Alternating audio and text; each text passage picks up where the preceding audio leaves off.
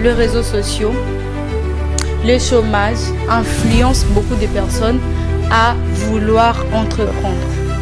Je dois dire qu'il y a une minorité de personnes qui savent vraiment l'utilité des réseaux sociaux. Et ce qui nous ramène également à conclure que jusqu'à présent, il y a la majeure partie de la jeunesse congolaise qui ne savent vraiment pas à quoi doit servir vraiment le réseau ou les médias sociaux. On voit souvent même des femmes devant des tables là en train de jouer à ces jeux. Mais moi je me demande, ou faire le pari sportif, en réalité ce n'est ni un péché, ce n'est pas un mal. Mais le moment où toi tu deviens tellement accro à la chose, au moment où tu t'attaches tellement à la chose, comme le frère Lambert vient de te dire, tu le fais du matin, midi au soir, dans tout ce que toi tu fais. Moi je connais des jeunes qui sont capables de manquer même à manger, de dépenser de l'argent juste pour ces jeux d'hasard. Et oui, nos chers téléspectateurs, heureux et contents de vous revoir pour ce nouveau numéro de La Vie commune, l'émission qui pousse à réfléchir sur vos décisions ainsi que leur impact sur votre avenir et sur votre parcours. Comme vous le savez, sur votre chaîne New DRC, La Vie commune est présentée par Grâce Chilanda Mulumba. La Vie commune est là pour encourager des réflexions personnelles qui peuvent vous aider à prendre de bonnes décisions. Comme vous le savez sur votre chaîne, comme je venais de le dire, je ne vais pas me répéter. Ici, on parle de rêves, des relations, de blessures, de l'entrepreneuriat, de la jeunesse, de tout ce qui nous entoure. Donc la vie commune est là pour vous donner la liberté d'expression, est là pour vous aider à parler sur tout genre de sujets. Et ici, aujourd'hui, nous allons parler d'un sujet vraiment essentiel qui est basé sur la multiplication des églises.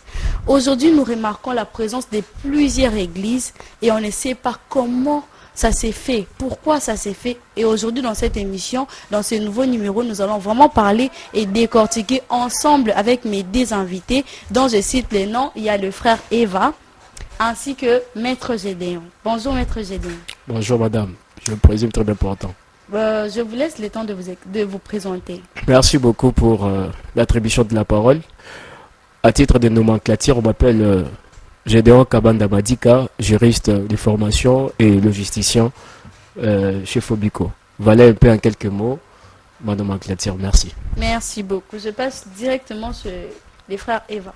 Oui, je m'appelle Eva Dubois et là je suis serviteur de Dieu à l'église à mission située sur la ville Kolama numéro 23 et aussi écrivain. Donc c'est un peu ça. Merci beaucoup. Nos chers téléspectateurs, comme je venais de le dire, aujourd'hui nous allons parler d'un sujet basé sur la multiplication des églises à Kinshasa. C'est foi, business ou besoin spirituel? C'est une question qu'on se pose. Alors, on remarque aujourd'hui qu'il y a la multiplication impressionnante des églises. Tu vas marcher dans une avenue ou encore un quartier, tu vas trouver qu'il y a beaucoup d'églises. Tu avances, tu vois une église, en face, il y a aussi une église et on se pose des questions. Pourquoi? Quelles sont les causes? Alors, j'aimerais demander à notre frère Eva, pourquoi assiste-t-on à une multiplication des églises comme ça? C'est très rapide ici à Kinshasa. Pourquoi? Ah oui, il y a plusieurs causes certainement, il faut vraiment en parler, c'est très important. Et personnellement, j'ai eu à réfléchir sur ces points et là, j'ai vraiment trouvé beaucoup de causes. Et là, par faux détails, je pourrais parler même de 5, avec votre permission. Non, pas de problème. On est là pour parler, relever ce qui s'est fait, et puis en parler et proposer des pistes de solutions. C'est ça. Voilà, on est là pour ça. Donc, voilà, vous avez la parole. Parler. Merci beaucoup. La première cause de la multiplicité des églises, c'est souvent lié à l'organisation. L'organisation, lorsqu'une église n'est pas bien organisée, ça fait que non, il y a des gens qui quittent l'église pour aller chercher une autre église. Et là, il faut vraiment une bonne organisation. Quand je parle d'une mauvaise organisation qui fait que les gens quittent l'église pour une autre, ou soit quittent l'église pour aller ouvrir une nouvelle église, c'est souvent lié à la gestion des problèmes, les problèmes qui se présentent au sein de l'église, comme quand il y a des malentendus entre les leaders et les fidèles, ou encore les coéquipiers. Voilà, ça mène un peu ça, cette division-là. Donc, une mauvaise organisation dans une église fait que non, plusieurs autres églises puissent naître, nouvelles églises. Ça, c'est la première cause. La deuxième cause, c'est souvent lié aussi aux enseignements qui sont donnés dans une église. Lorsque le leader ne donne pas un enseignement équilibré, ça fera que non, le fils de la maison soient comme des bébés spirituels.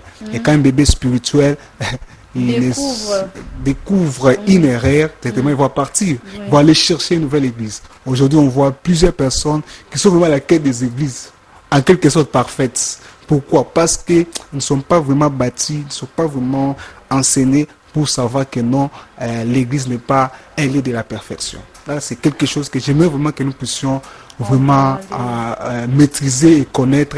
L'église n'est pas un lieu de la perfection. Dans toutes les églises, il y a toujours des problèmes. Oui, dans toutes les églises, il y a toujours des problèmes. Et là, il faut maintenant parler aux fidèles clairement que non, ici, il y a des gens qui ont plusieurs formes d'éducation, qui viennent de plusieurs familles, et voilà qu'ils sont là, et nous devons vraiment savoir nous comporter. Si on trouve une erreur, ça ne veut pas dire que Dieu n'est pas là-bas. Voyez un peu ça. Et si le leader sait me conduire, il n'est pas Dieu. Voyez un peu ça. Donc, c'est quelque chose que nous devons vraiment connaître, savoir que non, l'église n'est pas un lieu de la perfection, mais c'est un lieu qui nous amène vers la perfection. On nous enseigne, on nous taille, mais nous sommes vraiment des imparfaits. Ça, c'est la deuxième cause qui amène l'église, la multiplicité des églises dans notre vie de Kinshasa. Et la troisième cause qui amène cela, c'est aussi l'égoïsme. L'égoïsme des leaders. C'est dans le sens, c'est vraiment un point là aussi qui fait vraiment très mal d'en parler, mais quand même on va essayer de parler sur ça. L'égoïsme, dans quel sens? Dans le sens où les leaders, c'est lui qui a vraiment réussi la vision d'implanter l'église, il n'arrive pas à céder la chair aux gens qui sont autour de lui. Sur ce point, oui, vous aviez raison. Voilà. Il n'arrive pas à céder la chair, et voilà que le leader veut être le seul à prêcher, le seul à tout faire, et voilà que les gens qu'il est en train de former, les gens qu'il est en train de lever dans la foi, ils grandissent. Ils ont aussi ces faits-là, ils veulent partager, mais il n'y a pas l'opportunité pour les faire. Voilà qu'ils se décident comme ça.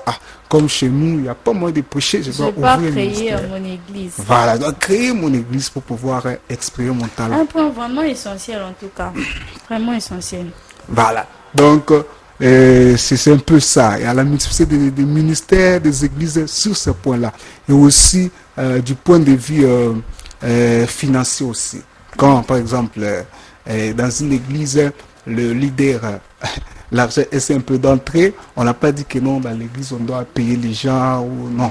Quand même, les leaders doivent être reconnaissants vis-à-vis des gens qui travaillent avec lui.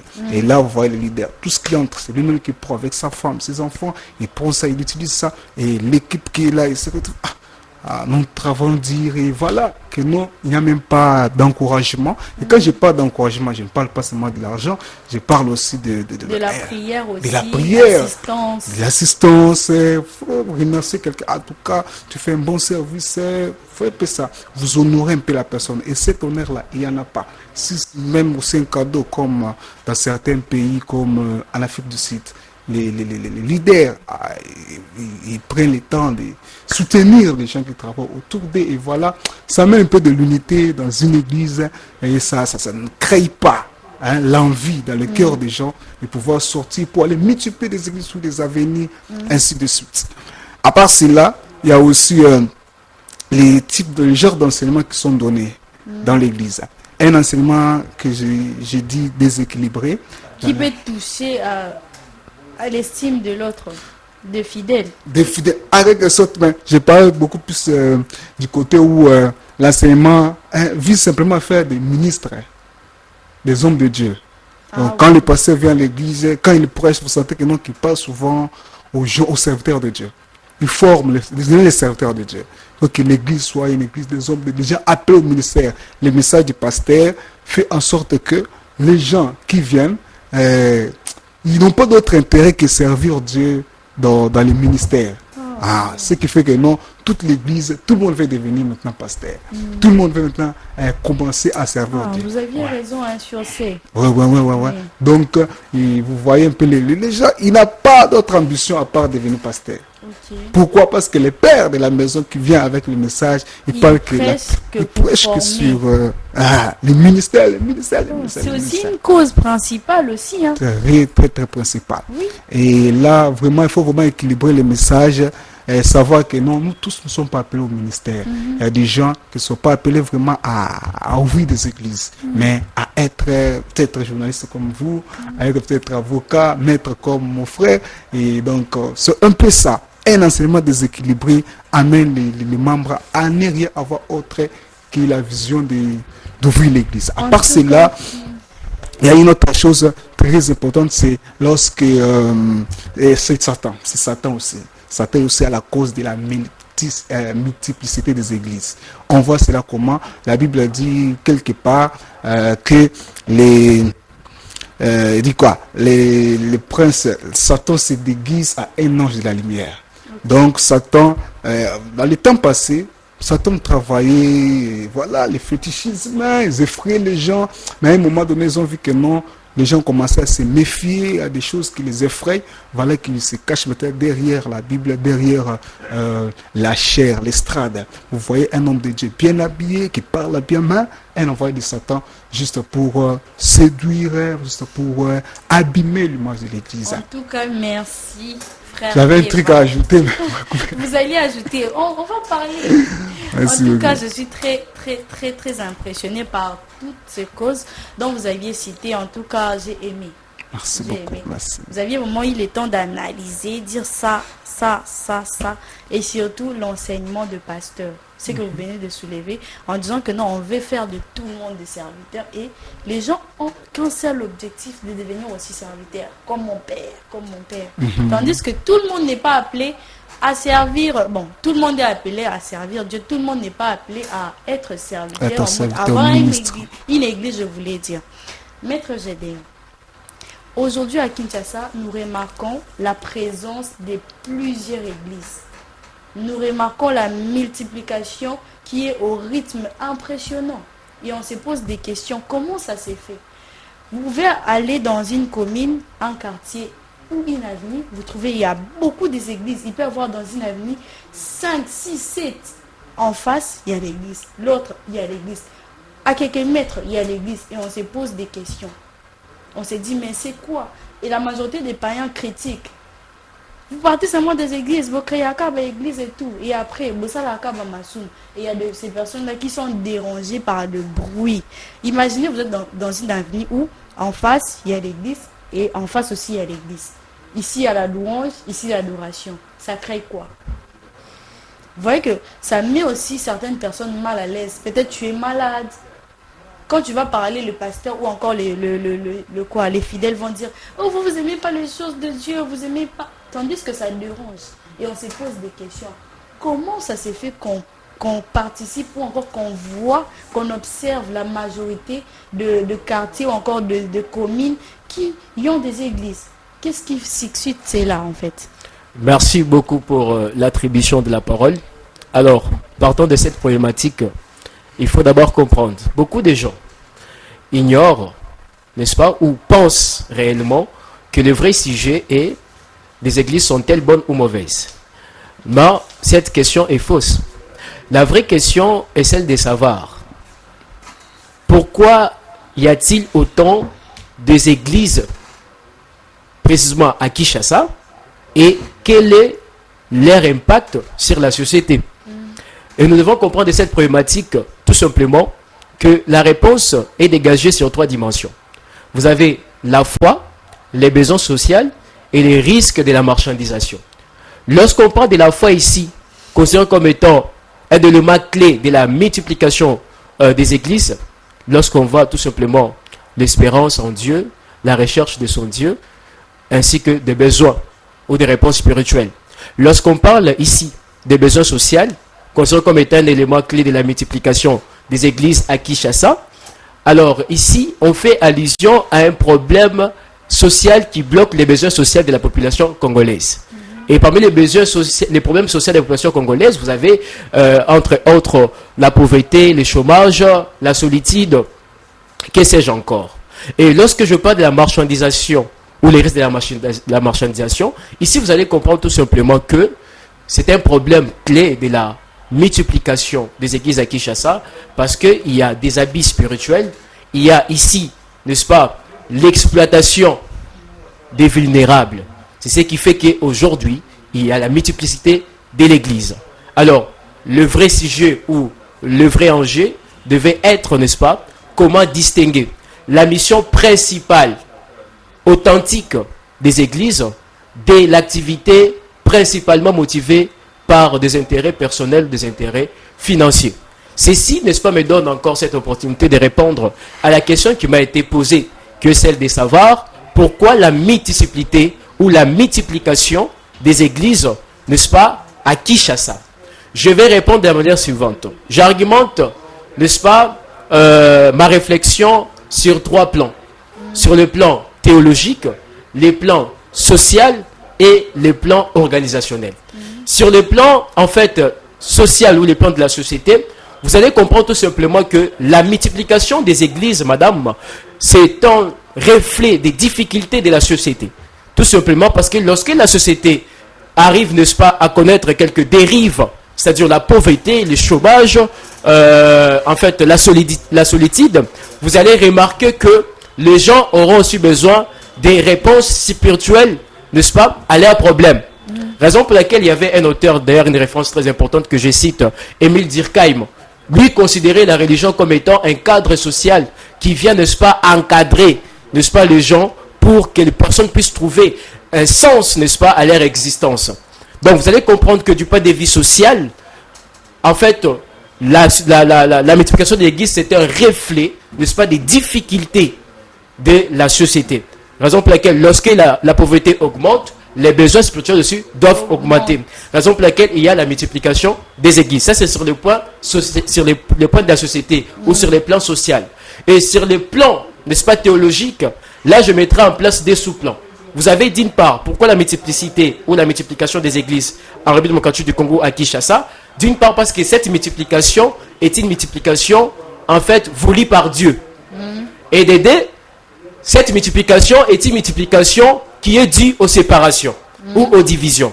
J'entre dans la problématique qui, n'est-ce pas, met en place la multiplication qui est voulue par Dieu. La multiplication qui est voulue par Dieu, sachant très bien que nous avons d'ailleurs un serviteur ici, il sait très bien qu'il y a un principe biblique qui dit, allez, n'est-ce pas, faites de toutes les nations ou les disciples, en fait, faites de toutes les nations plutôt mes disciples. C'est un principe biblique dans Matthieu chapitre 28 et verset 19. Alors ce principe biblique veut tout simplement que le serviteur de Dieu, les apôtres de Dieu, puissent aller dans toutes les nations et faire des disciples, en fait, les nations, en fait, les disciples. Ceci explique que la multiplication des églises en République démocratique du Congo, ceci, en fait, c'est une multiplication qui est voulue par Dieu pour la croissance de l'œuvre de Dieu. Mais cependant, la multiplication de Dieu sur le plan théologique, toujours dans la Bible, cette multiplication a été, n'est-ce pas, identifiée comme étant une multiplication qui, n'est-ce pas, qui est due à des séparations, qui est due à des divisions.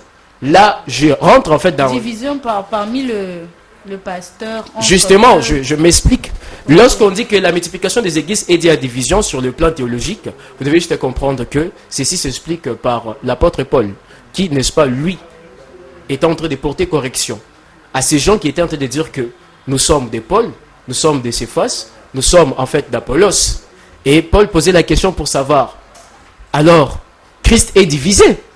Parce que le fait que les gens sont en train de se regrouper sur une personnalité, n'est-ce pas, madame, ceci crée en fait une division ou une séparation des églises. Donc, la multiplication qui est, n'est-ce pas, valorisée ou reconnue par la Bible, c'est la multiplication des églises considérée comme étant l'œuvre de Dieu ou la croissance de l'œuvre de Dieu. En vertu du principe, comme nous l'avons dit, allez, faites de toutes les nations mes disciples ou les disciples. Alors, il y a une multiplication des églises qui n'est pas du tout appréciée lorsque ceci est autour des personnalités ou autour en fait d'une personnalité ou d'un regroupement, parce que ceci crée la division. Et cette division-là, c'est parmi en fait les œuvres, n'est-ce pas, de la chair. La division, c'est parmi les œuvres de la chair. Et la dissension aussi, parmi les œuvres de la chair. Et ceci n'est pas du tout, en fait, énuméré ou admis par le plan théologique de la multiplication des églises. Alors, vous devez aussi comprendre la multiplication face à l'organisation. Donc, la multiplication de l'église sur le plan organisationnel. La multiplication de l'église sur le plan organisationnel veut tout simplement dire ceci. Pourquoi il y a la multiplication des églises à Kinshasa? c'est parce que sur le plan organisationnel, il y a manque en fait de la planification. Et il y a des désordres. Vous allez comprendre tout simplement que, je dis tout simplement, parce que cette multiplication met en place la personnalisation du leadership. Et cette personnalisation du leadership est en train de créer une scission, c'est-à-dire une séparation. Et lorsque le fidèle arrive à se séparer, ou les enfants, ou les bébés spirituels arrivent à se séparer de leur église, ces derniers créeront de nouvelles églises. Et la création de nouvelles églises met en place la multiplication, n'est-ce pas, de plusieurs églises en République démocratique du Congo. Donc, sur les plans organisationnels, les plans théologiques et les plans sociétal, c'est ainsi où j'argumente la problématique de la multiplication des églises. Merci. Merci beaucoup, Monsieur Gédéon. Une intervention tellement importante. En tout cas, j'ai aimé. Parlons un peu du plan social, sur le plan social. Aujourd'hui, on ne sait plus savoir si les gens sont là pour la foi sincère ou sont à la recherche des solutions. La majorité des personnes viennent à l'église. Pourquoi? Parce qu'ils ont des problèmes, parce qu'ils ont des maladies, parce qu'ils n'ont pas un travail, parce qu'ils ont beaucoup de problèmes. Est-ce que c'est là que ne crée pas aussi la multiplication des églises? Parce qu'on peut remarquer qu'il y a une personne qui a des problèmes, qui est malade. Il part dans cette église, ça ne marche pas. Il part dans l'autre église, ça ne marche pas. Et on ne sait plus discerner si les gens, les fidèles, parce qu'on vient de parler de la multiplication en général. Maintenant, on descend un peu sur le terrain. Quand on voit les fidèles eux-mêmes, est-ce qu'on remarque qu'il y a la foi sincère ou la recherche de solutions? Je m'explique en disant que non. On remarque qu'il y a des fidèles qui ne viennent pas à l'église parce qu'ils doivent prier, mais qui viennent seulement parce que ils sont malades, ils ont des problèmes, ils ont un chômage. Frère Eva, dites-nous, pourquoi autant de personnes trouvent-elles refuge dans des églises quand ils ont des problèmes? La majorité, c'est vraiment une base. C'est pas qu'ils viennent aussi pour prier et puis pour demander à Dieu. Non. Quand ils voient que ça ne marche pas, ils partent dans l'autre église. Est-ce que vous comprenez un peu ce que j'ai dit? Ouais. Là, je ne suis plus dans le cadre de la multiplication des églises.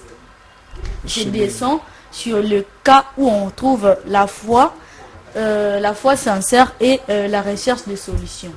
Pourquoi on trouve des personnes qui trouvent refuge à l'église, qui ne viennent pas prier, qui ne viennent pas chercher Dieu, mais qui viennent que pour leurs problèmes? Quand ça ne marche pas, ils partent dans l'autre église. Pourquoi ces personnes trouvent refuge qu'à l'église? À l'église, oui, c'est une question très importante. Et là, ça revient aux enseignements qui sont donnés au sein de l'église. Aujourd'hui, comme les frères, les maîtres étaient en train de parler ici, l'église existe pour une mission, faire des nations des disciples. Mais aujourd'hui, les enseignements qui sont donnés ne font pas vraiment des disciples. Ces enseignements-là amènent entre guillemets les gens à vouloir justement trouver des solutions à leurs problèmes. Donc l'église existe pour donner d'abord la solution aux problèmes sociaux des gens. Et là, c'est pas du tout biblique. Certainement, l'église doit travailler du point de vue, doit travailler sur les trois plans, l'âme, le corps et l'esprit. L'église doit travailler, la parole de Dieu doit travailler sur ces trois choses. Mais premièrement, d'abord, c'est pour que les gens héritent le royaume de Dieu. Ça, c'est la première raison pour laquelle l'église existe. Et la plupart des gens ne savent pas cela. Ils savent que venir à l'église, c'est seulement pour trouver des solutions aux problèmes, trouver des solutions aux problèmes. Non, ça, ce n'est pas la bonne raison. Donc, l'église existe d'abord pour aider les gens à entrer au ciel et non d'abord trouver des solutions à leurs problèmes. Si tout le monde savait cela, on n'allait pas voir des gens changer de vie. Ok, merci, monsieur Eva. Maître Gédéon, n'est-ce pas qu'on remarque qu'il y a ces personnes-là qui disent que non, j'ai quitté cette église parce que je ne me marie pas. J'ai quitté cette église parce que mon enfant n'est pas encore guéri. J'ai quitté cette église parce que depuis que j'ai cherché le boulot, je n'ai pas trouvé. On n'est plus sur le cadre de la multiplication. On descend vraiment dans ce qui se passe dans des églises.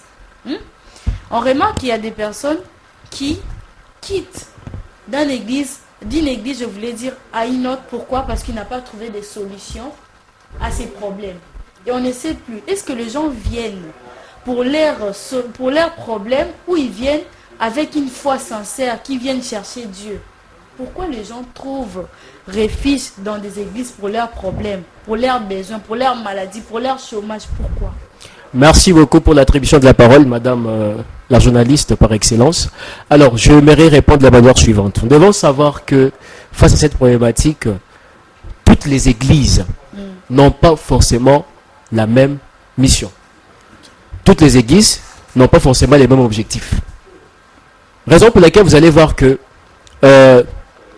sur la réalité des choses, il y a en fait des églises qui se penchent beaucoup plus sur la formation morale, l'éducation, les royaumes bussiers, que sais-je encore. Mais, dans d'autres cas, il y a des églises qui mettent de l'accent sur, en fait, l'exploitation financière, sur des personnes qui sont vulnérables. Parce qu'il y a des personnes qui peuvent avoir des problèmes et chercher une solution. Et ces personnes se disent de partir contracter ou bien contacter en fait une église. Lorsque ces personnes arrivent à contacter une église, sachant très bien par leur foi que cette église peut dégager en fait des solutions par des prières des jeunes, que sais-je encore, sur leur réalité ou sur leurs problèmes. Mais d'autres églises, madame, peuvent le faire. Parce que j'ai dit que toutes les églises n'ont pas forcément la même mission. Certaines églises peuvent le faire, prier pour la personne, trouver des solutions, donner des réponses d'espace spirituel à cette personne. Parce que les personnes, lorsqu'une personne a un problème ou une personne a un problème, la personne cherche, se préoccupe d'abord. Il cherche un maintien, il cherche un soutien. Il veut en fait vraiment trouver la solution à son problème. Et lorsqu'il part dans une église, c'est pour avoir toutes ces solutions. Mais cependant, il y a des églises qui, n'est-ce pas, profitent de cette vulnérabilité pour exploiter financièrement les fidèles. Ils profitent de cette vulnérabilité pour arriver, n'est-ce pas, à faire des risques de la marchandisation. Et ce n'est pas du tout logique. Raison pour laquelle vous devez savoir, moi je réponds de la manière suivante, toutes les églises n'ont pas forcément la même mission. Il y a ceux qui sont là pour la transformation morale, pour en fait la formation biblique, pour les salis, qu'est-ce que c'est encore, mais il y a aussi ceux qui sont là pour l'exploitation financière et les risques de la marchandisation. Merci. Merci Maître Gédéon. L'exploitation financière. On revient. Parlons un peu de ces fidèles-là qui disent que moi j'ai la foi. Donc ça va marcher. Vu que moi j'ai la foi, même si je pars dans cette église, dans l'autre église, si ça ne marche pas, ça veut dire que le pasteur là, il n'a pas un Dieu puissant. Vu que ma foi existe, donc ça doit marcher. Est-ce que la foi est devenue une solution ou encore une facilité à ces personnes-là? Donc la foi est devenue, comment dirais-je, était devenue une réponse aux difficultés de ces personnes-là. En mode que non, si je pars dans cette église, ça ne marche pas. Si je pars dans l'autre, ça ne marche pas. Ça veut dire que le pasteur, vous n'avez jamais vu une personne dire que non,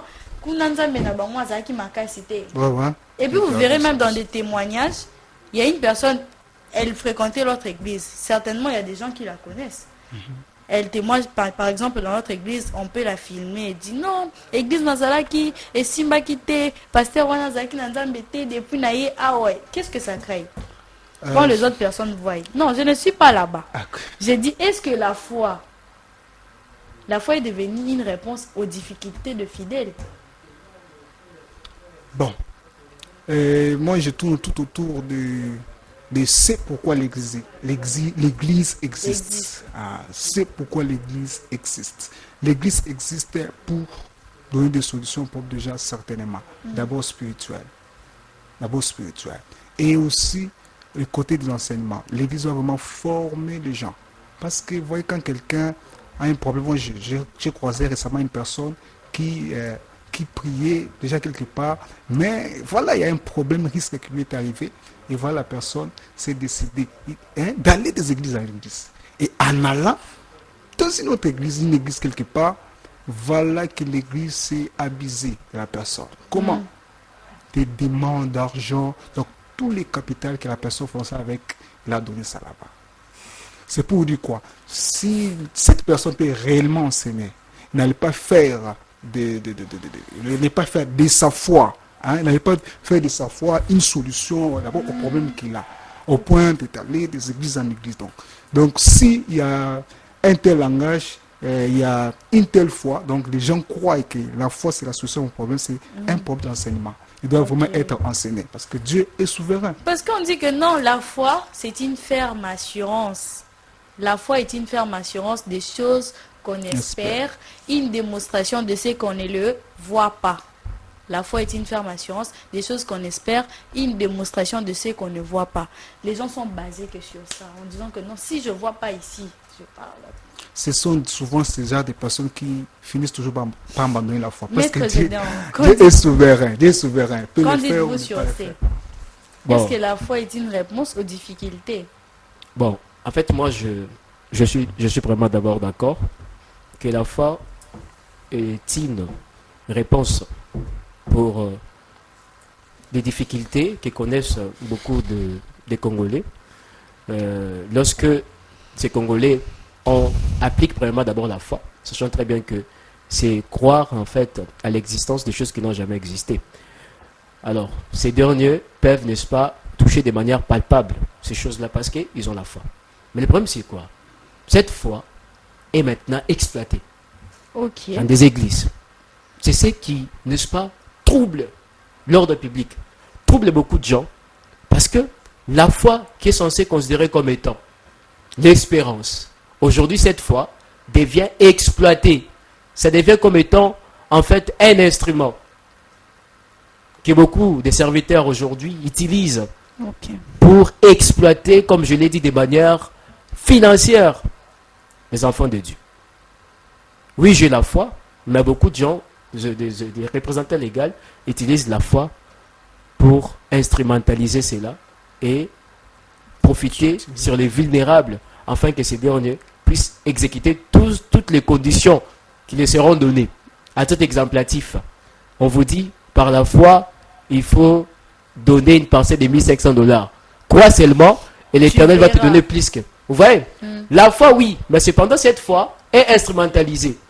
Nous ne voulons pas des foi qui sont instrumentalisées par des représentants légaux, mais nous voulons des foi sincères. Lorsque nous croyons en quelque chose, directement, il y a la facilité. Et il y a aussi des églises, n'est-ce pas, qui répondent, n'est-ce pas, de manière cohérente à cette mission. Parce que le problème ici, c'est le problème de la mission. La mission principale des églises en RDC. Plusieurs églises n'ont pas forcément la même mission, comme on l'a dit. Ce qui fait que d'autres églises, ils sont là pour répondre aux besoins essentiels des enfants de Dieu.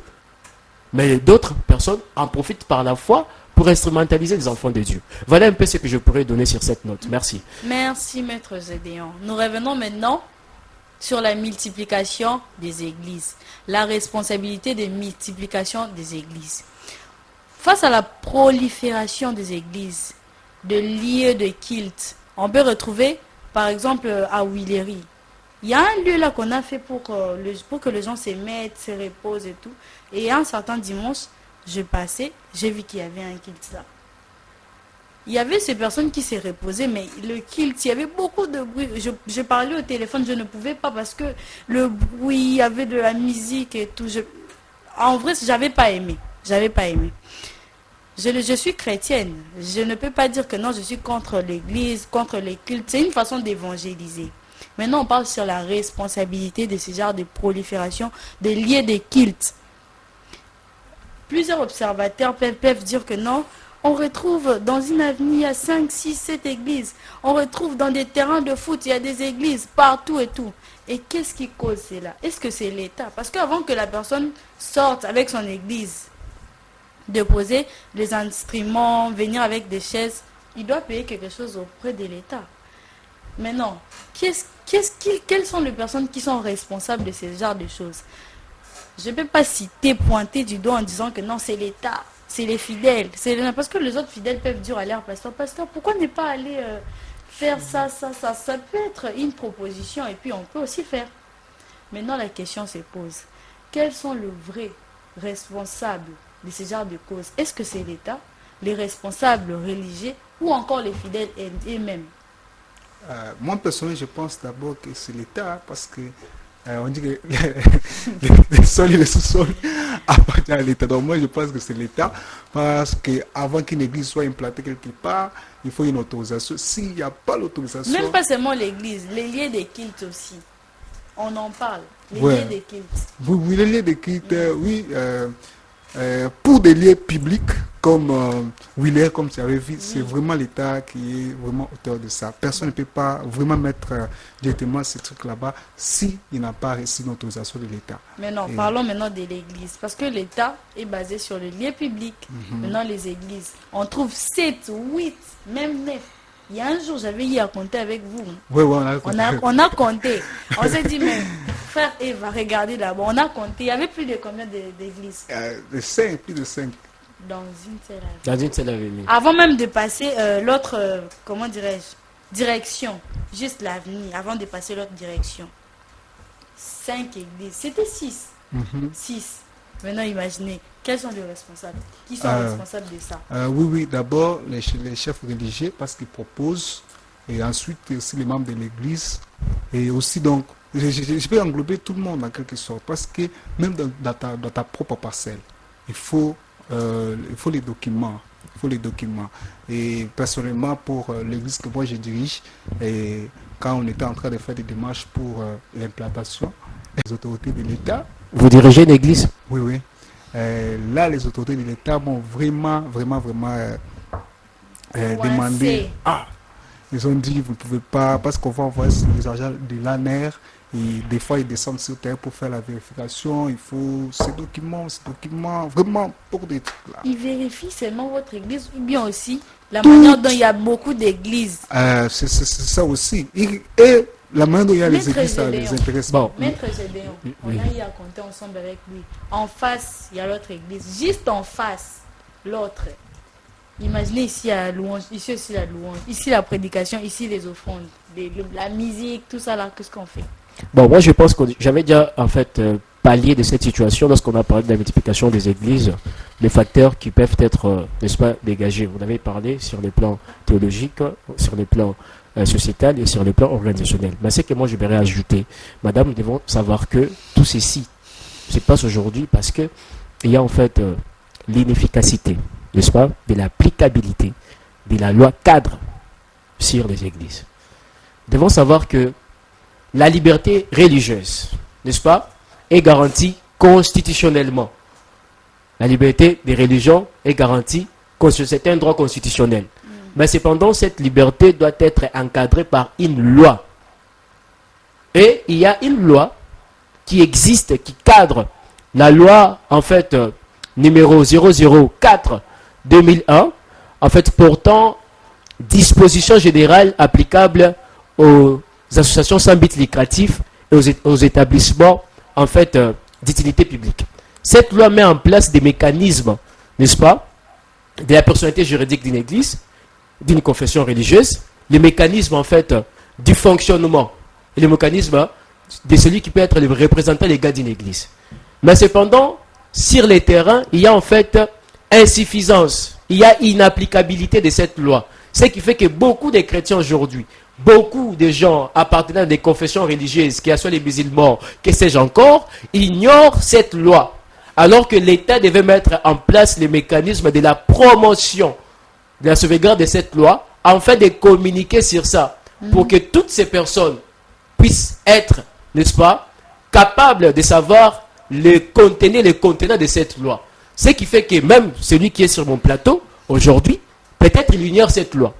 Alors ça serait très important, je suis d'ailleurs plutôt chanceux de lui avoir informé qu'il existe une loi qui cadre, n'est-ce pas, sur les associations sans but lucratif. Parce que l'église en soi est considérée comme étant, en fait, une ASBEN, une association sans but lucratif. Et aussi, cette église-là a des règles à suivre, a des règles en matière de la représentation légale, en matière, en fait, des condamnations et que sais-je encore. Raison pour laquelle les églises devaient, n'est-ce pas, savoir qu'il existe cette loi. Et c'est très important. Parce qu'on peut avoir la foi spirituelle, oui. La foi spirituelle, oui, mais cependant, le fait d'avoir la foi spirituelle n'exclut pas le respect de la loi. Donc, il fallait vraiment respecter la loi et savoir qu'il existe cette loi. Ça serait une très bonne chose parce que la loi a un caractère général, impératif, elle se pose à tout le monde. Merci. Vous venez de parler de l'encadrement. Justement. Selon vous, est-ce qu'on doit renforcer l'encadrement des créations des églises? On doit renforcer cela. Justement, parce que du point de vue pratique, cette loi est inefficace. Cette loi, en fait, n'est pas d'application. Parce que la loi en question, elle a mis de mesures même des fonctionnements de l'église et même de la représentation de celui qui doit être un représentant légal d'une église. D'ailleurs, je suis ébobiné, étonné, estomaqué sur les plateaux d'être en fait devant une personne qui est représentant légal d'une église, mais qui n'a pas encore atteint 30 ans. Oh, ça dépend aussi des âges. Alors que parmi les Je conditions, savais pas. les conditions de la représentation légale d'une confession religieuse en vertu de l'article 50 Ok. de la loi numéro 004/2001, qui porte en fait les associations sans but lucratif ainsi que les établissements d'utilité publique, il est bien écrit, madame, que pour être représentant légal, il faut être âgé de 30 ans. Et la question que je vais poser à mon co-débatteur, est-ce qu'il est âgé de 30 ans, monsieur? Ah, ok, merci beaucoup. Parce que vous êtes représentant Mais légal j'ai d'une 30 église. ans. Non, non, moi, c'est pas. J'ai plus- Et Vous êtes comment, plus de ou bien bas. sur base de Je On quoi? peut pas bas, exposer c'est en son bas. âge comme ça, c'est en bas. Non, mais ça se voit même, son expression Il est très- faciale démontre réellement qu'il n'est pas âgé de 30 ans. Ça, c'est connu de tous, même pour les téléspectateurs qui nous regardent. Ok. Donc, monsieur, vous devez en fait normaliser cela. Et la deuxième question que j'aimerais encore poser. Non, c'est moi qui pose des questions. Mais maître, j'ai bien, pardon.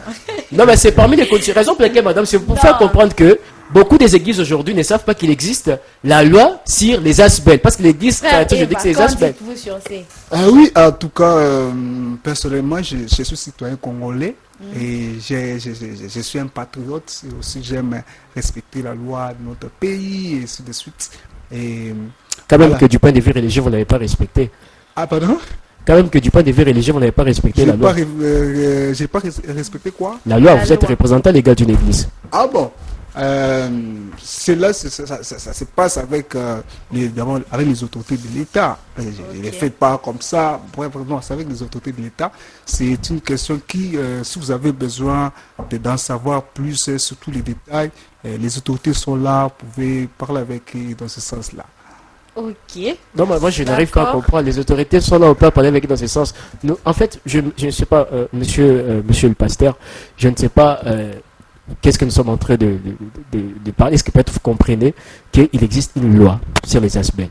Et cette loi sur les asbelles met en place les mécanismes de la représentation légale des confessions religieuses. Sachant très bien qu'une église, qui a soit des réveils, que sais-je encore, est dans une confession religieuse. Est-ce que vous êtes au courant de cette Est-ce que loi? vous êtes au courant de ça? Effectivement, je suis vraiment au courant de cette loi. Et puis On en moi, avait parlé je suis aussi. étonné parce que vous n'avez pas 30 ans, mais vous êtes représentant légal. Ce qui fait qu'il y a beaucoup de multiplication des églises en RDC. Parce qu'après que les enfants ou les enfants spirituels des pasteurs arrivent à se séparer en vertu de la personnalisation du leadership, c'est de créer leurs églises. Il y a beaucoup de jeunes chrétiens aujourd'hui, des jeunes pasteurs qui créent des églises alors qu'ils n'ont pas respecté les délais d'âge prévus par la loi. Un pasteur qui a 25 ans, mais il est maître représentant légal. Gédéon, qu'en dites-vous d'une personne qui a reçu, comment dirais-je, l'onction Des Saint-Esprit. ou encore une vision? Mais la Bible Ils répond. se sont obligés. Justement, Non, la Bible écoutez, répond. Je reviens un peu dans la Bible. Oui. Samuel, même Jésus lui-même, il avait que 12 ans. Il était déjà dans des églises. Il pouvait aussi encadrer des gens. Il n'avait pas 30 ans. Mais si la loi s'impose, de la sorte, et que le Saint-Esprit ne s'intéresse pas à la loi, comment il fait? La Bible dit ceci, hein. Mm. À la spiritualité, il faut ajouter la science. Donc, qui dit science dit droit. Nous sommes déjà à la fin, monsieur Gédéon. J'espère que c'est très important. J'aimerais finir par la chuter. Les jeunes chrétiens, vous devez savoir une chose. Lorsque vous arrivez à vous séparer de vos pères spirituels pour créer vos propres églises, vous devez être conforme à ce que la loi sur les aspects a, n'est-ce pas, dégagé en matière de la représentation légale des confessions religieuses. Être âgé de 30 ans, n'avoir pas été condamné, avoir un diplôme équivalent ou supérieur, équivalent peut-être en fait à des formations religieuses. Là seulement, vous allez aboutir à un bon résultat. Et aussi, il faut être saint d'esprit et avoir aussi une bonne morale. Si vous êtes mal répété, vous avez un mauvais esprit, vos facultés mentales ne raisonnent plus mieux, vous n'êtes pas censé en fait être représentant légal d'une église. Et c'est une violation légale de cette loi cadre prévue par la République démocratique du Congo. Oui, moi aussi, Merci, j'ai compté monsieur aussi Gédéon. ajouter quelque chose sur ce que les frères étaient en train de dire. Et Nous assez sommes déjà à la fin, on parce cite. qu'à la fin, voilà, voilà. Mais on doit aussi parler du salut. tout ça. Oui, oui, j'ai juste éclairci quelque chose assez concerne mon cas, comme je l'ai dit au début. C'est pas d'une mauvaise manière que je dirige l'église, c'est avec l'accord de mes responsables spirituels, c'est avec leur ordre, c'est avec l'accord également de l'État. Et donc, il n'y a rien de magouille en quelque sorte, tout est clair et à la disposition de l'État. Et s'il y a, comme l'article qu'il est en train de parler... Ce n'est pas l'accord de l'État, il ne faut pas dire ça. S'il y a cet article-là... Ce n'est pas l'accord de l'État, parce que l'État, pour gérer la société, l'État a mis en place la réglementation de la loi. Et lorsque vous dites que c'est l'accord de l'État, après l'émission, j'aimerais qu'on puisse me montrer des preuves. Ah oui, oui, c'est ce que j'étais en train de parler. Il y a... Les autorités sont là et vous pouvez vous mettre en contact avec eux, vous pouvez parler. C'est dangereux, on vous suit. Hein. Ah oui, c'est vraiment très vraiment suivi. Voilà. Vous pouvez continuer. Voilà, donc c'est un peu ça. C'est dans l'ordre, il n'y a pas un désordre dedans. Hein. Okay. La façon dont j'exerce les ministères, il n'y a pas un désordre dedans. Il y a l'État qui est au courant de cela, il y a des responsables qui sont au courant de cela, et voilà. Okay. Merci. Et parlons du salut, qu'est-ce que vous ajoutez là-dessus? Quel est l'apport de l'Église? Vu qu'il y a la multiplication, quel est l'apport des églises dans notre société congolaise? Vous êtes pasteur, pasteur, c'est ça, non? D'accord, dites-nous. Bon, je lance vraiment un appel au retour à l'essentiel. Donc, à la mission principale de l'Église. Jésus-Christ n'a pas envoyé l'Église sur la terre pour d'abord enrichir les gens, moins encore ouvrir des hôpitaux et tout, mais il les a envoyés pour faire des disciples et les préparer pour l'éternité. Donc, c'est un peu ça. Pour ces chrétiens qui sont en train de changer des églises en église, je les invite vraiment de rester auprès de leur père spirituel et surtout d'être nés de nouveau. Il n'y a rien. Donc, je peux dire, l'église d'abord ne sauve pas. Ce qui sauve, c'est Christ Jésus. C'est lui qui était mort à la croix pour que nous soyons sauvés. Sans Jésus, même si on part à l'église, même si on prêche comme on le fait, on est à la nation du diable. Donc, c'est ça l'essentiel. Jésus, les recevoir, marcher avec. C'était important d'avoir un pasteur sur ces plateaux. Je n'ai pas chuté, madame. Moi, je n'ai pas chuté. Merci, oui. Alors, c'est que moi, je m'aimerais parler comme finalité. Pour amener les âmes vers le salut. Justement, c'est que moi, j'aimerais parler comme finalité sur tout ce qui a été dit. La foi spirituelle n'exclut pas les respects de la loi. Sachant très bien qu'il y a une loi cadre, n'est-ce pas, sur les aspects des églises. Chers chrétiens, devons respecter cela. Merci. Merci beaucoup. Mais vous n'aviez pas parlé aux fidèles, là. C'est là qui viennent pour le truc financier, tout ça, la financière, je voulais dire. Ça a été dit il y a longtemps, depuis la multiplication des églises. Non, c'est pour finaliser en bref. Non, mais justement, il faut juste savoir être vigilant parce que, comme on l'a dit, beaucoup d'églises n'ont pas la même mission, le même objectif. Il y a ceux qui sont là pour la formation morale, pour les salis, mais il y a aussi ceux qui sont là pour l'exploitation financière. Donc, il faut vraiment avoir un esprit de discernement pour arriver à pallier ces choses-là. Le reste, nous attendons la venue des salis et sachant très bien que nous serons dans les livres de vie qui nous attend. Merci. Amen. Merci beaucoup. Merci. Nos chers téléspectateurs, nous sommes arrivés à la fin de notre émission La Vie commune. J'espère que tout ce qui a été dit était clair. Je ne vois rien à ajouter là-dessus. Donc, nous avions eu à comprendre pourquoi la multiplication, qu'est-ce qui se passe dans des églises, tout ce qu'on vient de dire, c'était très très clair et je vous dis merci d'être là du début jusqu'à la fin, d'avoir suivi et je tiens à dire merci à tous nos téléspectateurs les plus fidèles et fiables qui sont toujours là depuis la commune de Limete, Matete, Ngaba, Lemba, partout là où vous nous suivez. Merci d'être fidèle à notre chaîne New DRC et à notre émission La Vie commune. On se retrouve pour un prochain numéro et je tiens à saluer toute l'équipe ou encore tout le groupe de La Vie commune. En tout cas, je vous aime beaucoup. Je vous dis vraiment merci de participer, d'écrire tout ce que vous faites. En tout cas, ça me va droit au cœur. Et je tiens à saluer aussi Gadiel Kalemba. Gadiel Kalemba, dédicace à toi. Je tiens aussi à souhaiter joyeux anniversaire à celle que j'appelle le nom de Krista Jitambo. Krista Jitambo, joyeux anniversaire à toi ma copine, je t'aime beaucoup. En tout cas, des bonnes choses, que le Dieu, que l'Éternel te garde, qui te protège. Alors, je te souhaite une très très longue vie. Merci d'exister, merci pour tout, pour ce que tu es. En tout cas, je ne peux pas tout dire, toi-même tu sais. Joyeux anniversaire à Kista Gitambo. Nous sommes à la fin de notre émission La Vie Commune. On se retrouve pour un prochain numéro. En tout cas, je vous prépare pour ce prochain numéro.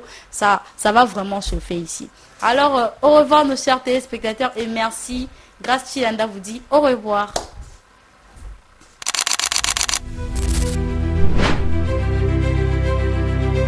Aujourd'hui, les réseaux sociaux, le chômage influence beaucoup de personnes à vouloir entreprendre.